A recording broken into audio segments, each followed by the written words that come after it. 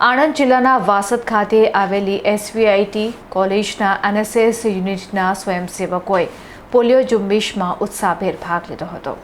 રાજ્યવ્યાપી પોલિયો રસીકરણ અભિયાન અંતર્ગત પીએસસી વાસદ ખાતે એસવીઆઈટી વાસદના એનએસએસ યુનિટના સ્વયંસેવકોએ સેવા આપી હતી.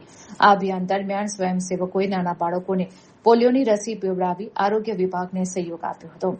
આ કામગીરીમાં વ્રજ મુકેશભાઈ વોરા, શૈલેષ વાઘાણી, આશીષ કાકડિયા, ઈશા શાહ, હર્ષિત લાડ તેમજ ચલસી ગિરીશકુમાર વાછાણી સહિતના સ્વયંસેવકોએ સક્રિય ભૂમિકા ભજવી હતી.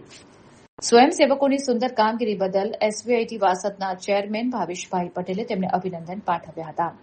સાથે જ સંસ્થાના અધ્યક્ષ ભાવેશભાઈ પટેલ, ઉપાધ્યક્ષ શંભુભાઈ પટેલ, મંત્રી દીપકભાઈ પટેલ, ખજાનચી કિશોર પટેલ, આચાર્ય ડોક્ટર ડીપી સોની તથા સમગ્ર એસવીઆઈટી પરિવારે એનએસએસ પ્રોગ્રામ ઓફિસર ડોક્ટર વિકાસ અગ્રવાલ અને તમામ સ્વયંસેવકોને શુભેચ્છાઓ પાઠવી હતી.